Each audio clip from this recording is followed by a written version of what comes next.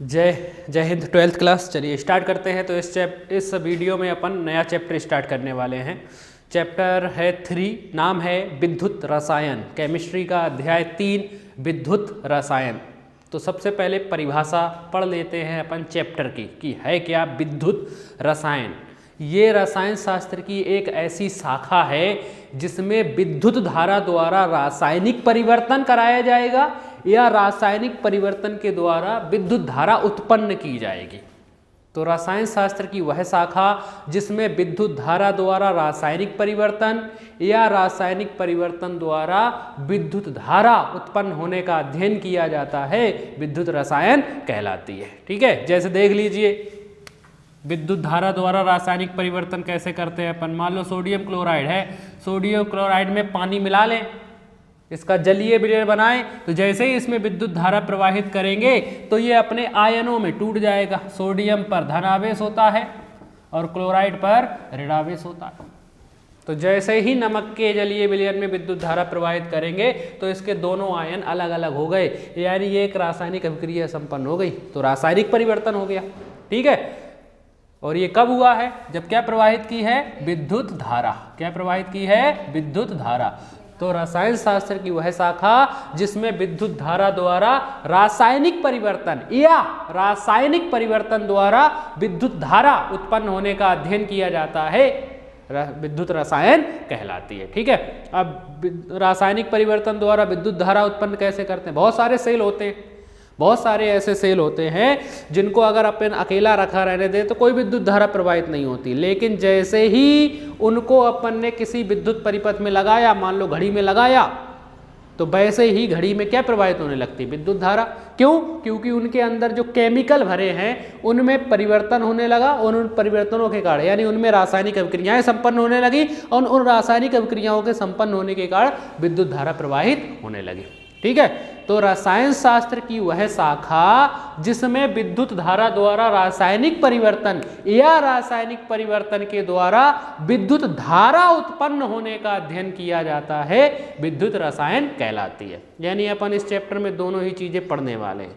विद्युत धारा द्वारा रासायनिक परिवर्तन कराएंगे या कहीं रासायनिक परिवर्तन हो रहा होगा तो उसकी सहायता से विद्युत धारा उत्पन्न की जाएगी। ठीक है, चलिए आगे बढ़ते हैं अब इस चैप्टर में।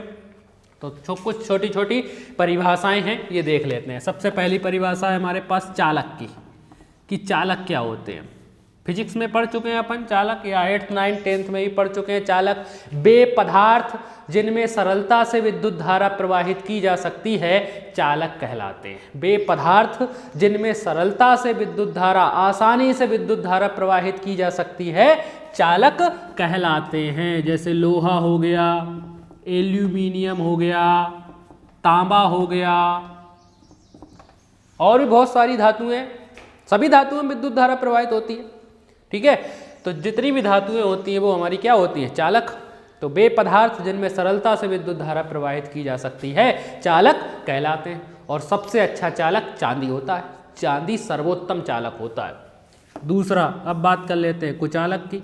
कुचालक क्या होते हैं? कुचालक वे पदार्थ हैं जिनमें कोई विद्युत धारा प्रवाहित नहीं की जा सकती है। वे पदार्थ जिनमें विद्युत धारा प्रवाहित नहीं की जा सकती है कुचालक कहलाते हैं। एग्जाम्पल के लिए लकड़ी हुई, लकड़ी में विद्युत धारा प्रवाहित नहीं कर सकते अपन।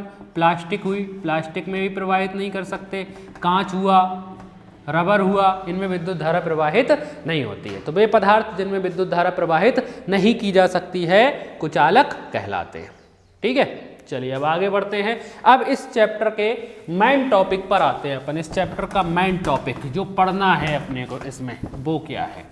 तो मेन टॉपिक है इसका चैप्टर का, वो है विद्युत अपघट्य। विद्युत अपघट्य। विद्युत अपघट्य, सुनिए क्या होते हैं विद्युत अपघट्य। ये ऐसे पदार्थ होते हैं जिनके जलीय विलयन में अगर विद्युत धारा प्रवाहित करेंगे, यानी पानी मिले हुए विलयन में विद्युत धारा प्रवाहित करेंगे तो वे अपने आयनों में वियोजित हो जाएंगे। दो तरीके के आयन होते हैं, एक धन आयन और एक ऋण आयन। तो वे पदार्थ जिनके जलीय विलयन में विद्युत धारा प्रवाहित करने पर वे अपने आयनों में वियोजित हो जाते हैं, विद्युत अपघट्य कहलाते हैं। जैसे अभी एग्जाम्पल बताया, सोडियम क्लोराइड, जलीय विलयन में विद्युत धारा प्रवाहित करेंगे तो सोडियम धन आयन अलग हो जाएंगे, क्लोराइड ऋण आयन अलग हो जाएंगे। तो वे पदार्थ जिनके जलीय विलयन में विद्युत धारा प्रवाहित करने पर वे अपने आयनों में वियोजित हो जाते हैं, यानी टूट जाते हैं, विद्युत अपघट्य कहलाते हैं। ठीक है। अब विद्युत अपघट्य दो प्रकार के होते हैं। पहला होता है प्रबल विद्युत अपघट्य। प्रबल मतलब मजबूत, प्रबल विद्युत अपघट्य। यहाँ पर मजबूत का मतलब वो चीज नहीं है कि बहुत सख्ती से जुड़े हुए हैं, ऐसा नहीं है। प्रबल विद्युत अपघट्य का मतलब है ये ऐसे विद्युत अपघट्य हैं जिनके जलीय विलयन में विद्युत धारा प्रवाहित करेंगे तो वे अपने आयनों में पूरी तरीके से वियोजित हो जाएंगे, वे अपने आयनों में पूर्णतः वियोजित हो जाते हैं। वे विद्युत अपघट्य जिनके जलीय विलयन में विद्युत धारा प्रवाहित करने पर वे अपने आयनों में पूर्णतः वियोजित हो जाते हैं, पूर्णतः वियोजित हो जाते हैं, पूरी तरह से वियोजित हो जाते हैं, प्रबल विद्युत अपघट्य कहलाते हैं। एग्जाम्पल के लिए सोडियम क्लोराइड NaCl, इसमें विद्युत धारा प्रवाहित करेंगे तो धन आयन अलग हो जाएगा, ऋण आयन अलग हो जाएगा। KCl पोटेशियम क्लोराइड में पोटेशियम धन आयन अलग हो जाएगा, क्लोराइड अलग हो जाएगा आदि।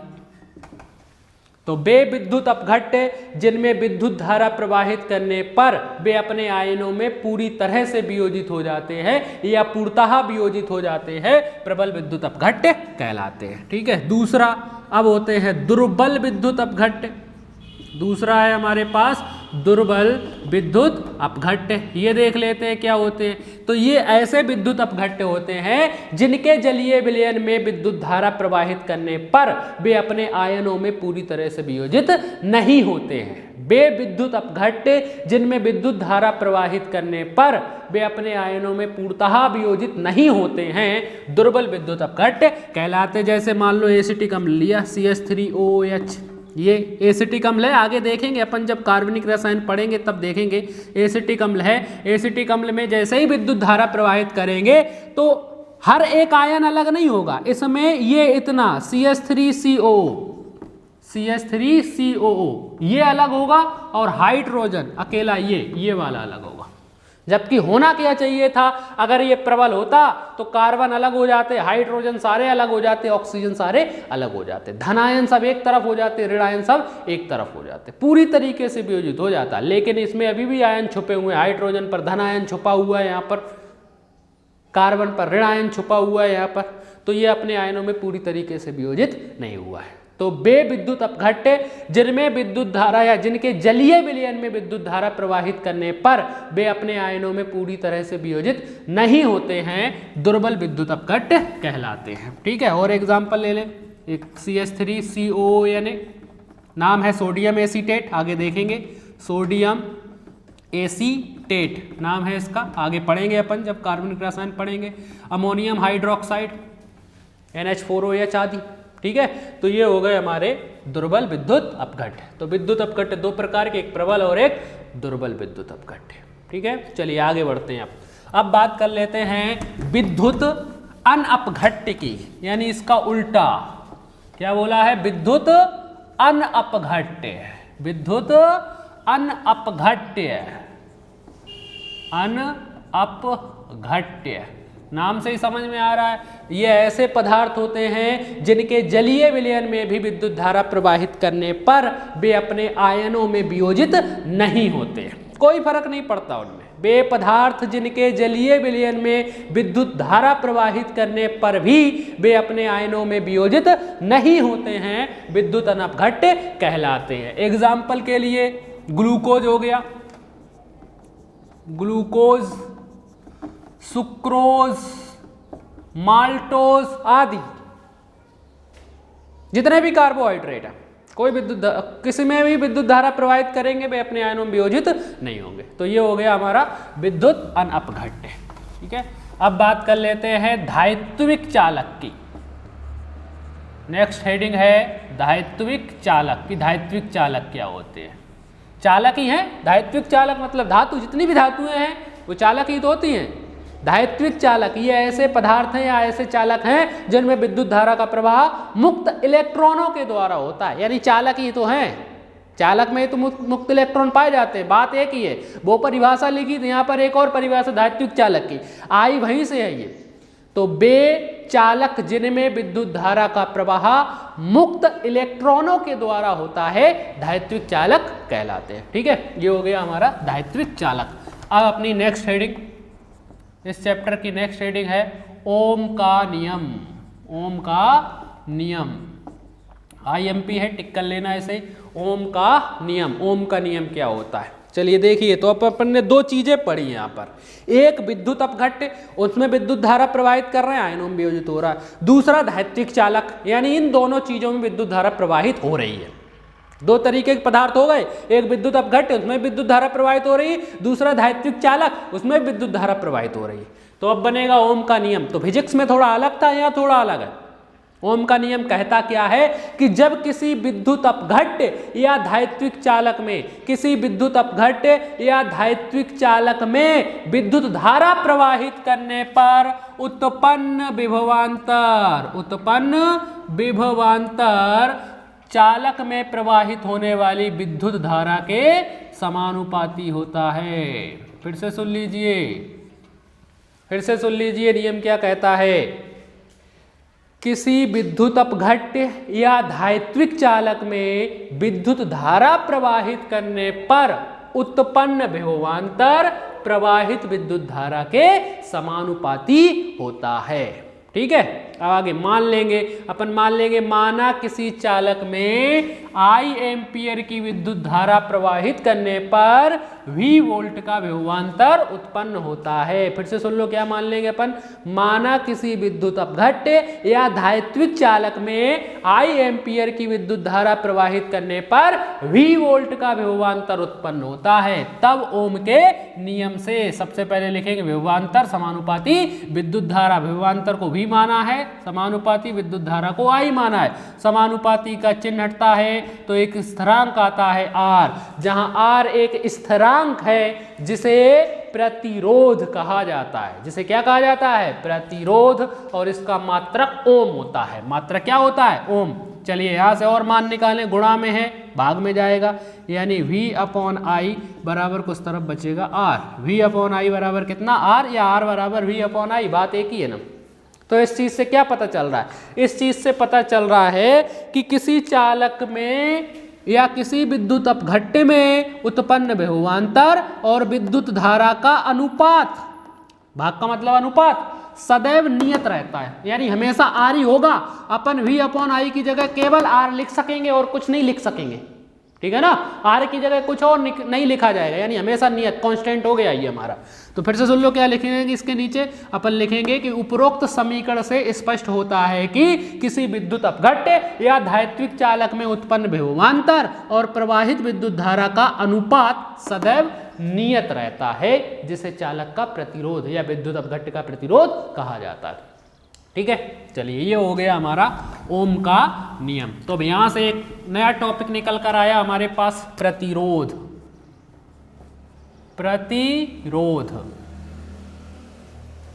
तो प्रतिरोध का मतलब होता है बाधा या रुकावट। किसी चालक में प्रवाहित होने वाली या किसी विद्युत अपघट्य में प्रवाहित होने वाली या किसी चालक, बात एक ही है, कुछ ही बोले, तो किसी चालक में, मान लो धात्विक चालक लेकर चल रहे हैं, उसमें लंबाई और अनुप्रस्थ काट का क्षेत्रफल भी आएगा, आगे उपयोग करेंगे। तो किसी धात्विक चालक में प्रवाहित होने वाली विद्युत धारा के मार्ग में उत्पन्न बाधा या रुकावट को प्रतिरोध कहा जाता है। तो प्रतिरोध का मतलब होता है बाधा या रुकावट जो विद्युत धारा के प्रवाहित होने में दिक्कत करे, बाधाएं उत्पन्न करें।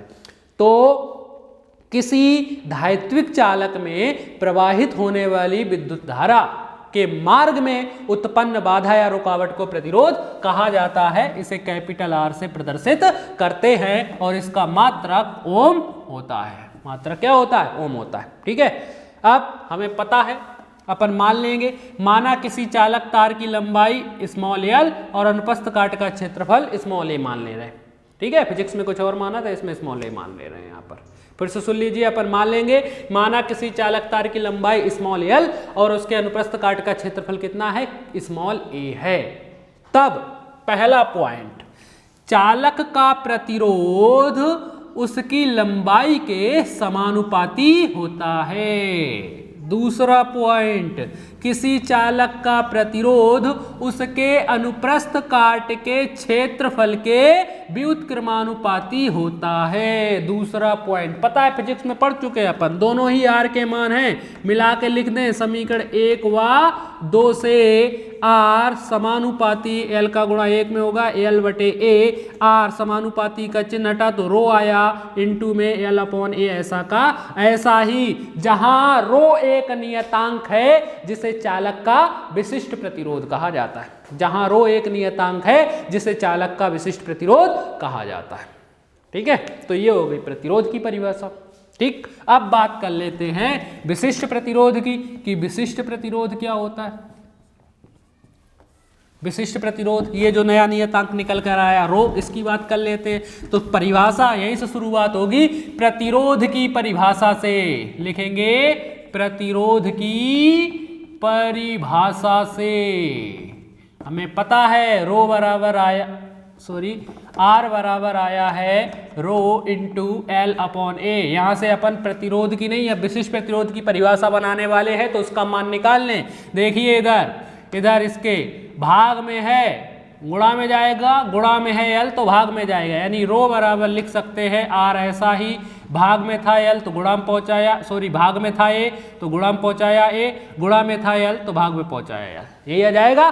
तो रो बराबर क्या सूत्र होता है, आर इंटू ए अपॉन में एल। अब यहां पर कंडीशन लगा दे, ए यदि एल बराबर 1 सेंटीमीटर मान ले रहे हैं, केमिस्ट्री में छोटी चीजें होती हैं और फिजिक्स में थोड़ी बड़ी बड़ी चीजें, मीटर में माना था अपन ने, सेंटीमीटर में बात कर रहे हैं अपन। ठीक है, और अनुप्रस्थ काट का क्षेत्रफल हमेशा वर्ग में होता है, तो वर्ग सेंटीमीटर मान लेते हैं। चलिए रख दें यहाँ पर, तब रो बराबर आर इंटू ए की जगह 1 बटे में एल की जगह भी 1, यानी सॉल्व करने पर आया रो बराबर आर। विशिष्ट प्रतिरोध बराबर आया है प्रतिरोध के, लेकिन कब, जब चालक तार की लंबाई 1 सेंटीमीटर है और उसके अनुप्रस्थ काट का क्षेत्रफल 1 वर्ग सेंटीमीटर है। तो यहां से परिभाषा बना सकते हैं, अतः 1 सेंटीमीटर लंबे तथा 1 वर्ग सेंटीमीटर अनुप्रस्थ काट के क्षेत्रफल वाले चालक में उत्पन्न प्रतिरोध को ही विशिष्ट प्रतिरोध कहा जाता है। प्रतिरोध को ही क्या कहेंगे, विशिष्ट प्रतिरोध, क्योंकि रो बराबर क्या आया यार, प्रतिरोध बराबर किसके आया, विशिष्ट प्रतिरोध के बराबर आया। फिर से सुन लीजिए क्या लिखेंगे यहाँ पर, अतः 1 सेंटीमीटर लंबे तथा 1 वर्ग सेंटीमीटर अनुप्रस्थ काट के क्षेत्रफल वाले चालक में उत्पन्न प्रतिरोध को ही विशिष्ट प्रतिरोध कहा जाता है। ठीक है, ये हो गई किसकी परिभाषा, विशिष्ट प्रतिरोध की परिभाषा हो गई। रो से प्रदर्शित करते हैं, इसका मात्रक निकाल लेते हैं। तो नीचे हेडिंग डालेंगे मात्रक, मैं आपको निकालने का तरीका बता देता हूँ, यहाँ पर आप एग्जाम में डायरेक्ट लिख सकते हो आप लोग। तो हमारे पास हेडिंग है मात्रक, इसका सूत्र से ही निकालेंगे, रो बराबर आर इंटू ए अपॉन में एल। मान रख दें रो बराबर आर का मात्रक हमें पता है, प्रतिरोध का मात्रक ओम, अनुप्रस्थ काट का क्षेत्रफल वर्ग सेंटीमीटर में, लंबाई सेंटीमीटर में, 1 सेंटीमीटर कैंसिल, यानी रो बराबर आया ओम इंटू में सेंटीमीटर, ओम इंटू में सेंटीमीटर। ठीक है, तो प्रतिरोध, विशिष्ट प्रतिरोध का मात्रक क्या होता है, ओम इंटू सेंटीमीटर, लेकिन ये होता है सीजीएस पद्धति में, क्योंकि इसमें सेंटीमीटर की बात पर कर रही, सेंटीमीटर में नाप रहे हैं। एसआई पद्धति में रो बराबर हो जाता है ओम इंटू सेंटीमीटर की जगह मीटर का उपयोग करते हैं। कौन सी पद्धति में, एसआई पद्धति में। पता है हमें मीटर का लंबाई मीटर में नापी जाती है। ठीक है, तो ये परिभाषा हो गई किसकी, विशिष्ट प्रतिरोध की।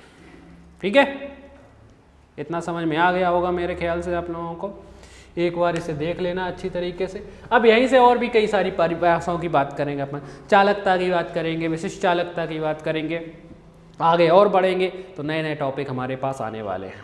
चलिए इस वीडियो में इतना ही ख़त्म करते हैं अपन यहाँ पर। तो पुराना ही था ज़्यादातर, पढ़ चुके हैं अपन फिजिक्स में, पहले ही इसे देख चुके हैं। चलिए ठीक है।